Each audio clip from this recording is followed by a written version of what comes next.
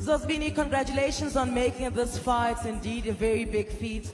My question for you is that through all the darkness that South African women face, emotional, physical, sexual, economic abuse, what reason do we have to keep smiling?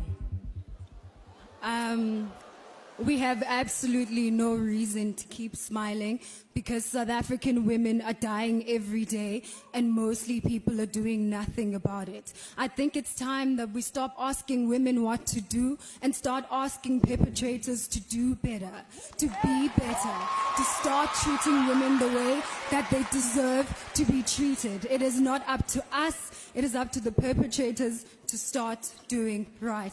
Thank you. Zozibini, here we go.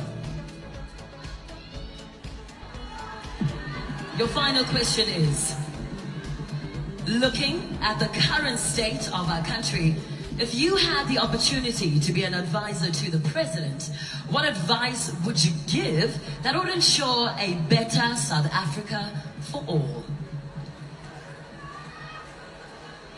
I am a firm believer in education. I come from the Eastern Cape, and this is one of the most disadvantaged provinces in the country, and I would really advise that they push on education and that they start at a very young age. Maybe there's nothing much that can be done for elders, but we can do so much more for children.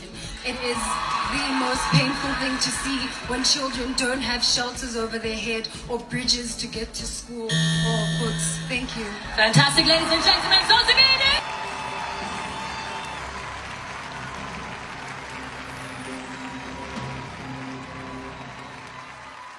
Well, how are you?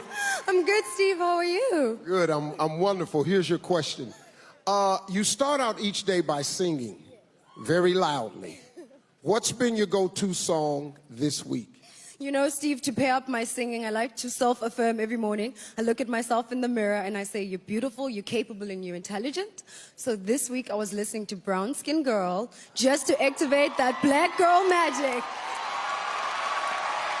Yes. Thank you, South Africa. Thank you, Steve. South Africa.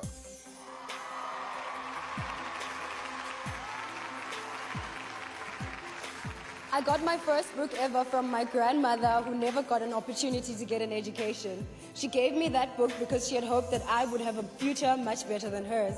I come from strong women who have fought not only to be recognized as humans, but to be recognized as intelligent and capable leaders. Because of those women, I am here today, and it is now my responsibility to inspire others, to lead, to be the best, and to stay confident in everything that they do. Thank you so much.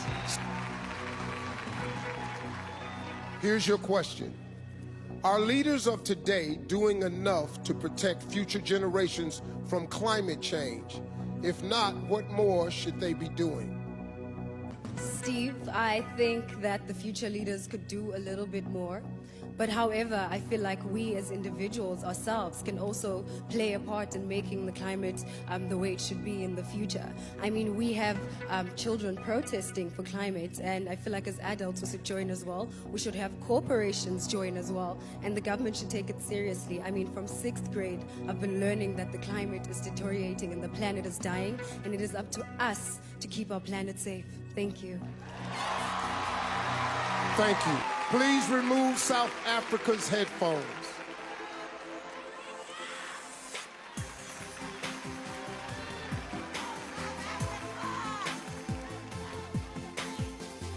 All right, here we go, South Africa. Here is your question. What is the most important thing we should be teaching young girls today? I think the most important thing we should be teaching young girls today is leadership. It's something that has been lacking in young girls and women for a very long time, not because we don't want to, but because of what society has labeled women to be. I think we are the most powerful beings on the world, and that we should be given every opportunity, and that is what we should be teaching these young girls, to take up space. Nothing as important as taking up space in society and cementing yourself. Thank you. I grew up in a world where a woman who looks like me, with my kind of skin and my kind of hair, was never considered to be beautiful. And I think that it is time that that stops today. I want children to look at me and see my face, and I want them to see their faces reflected in mine. Thank you.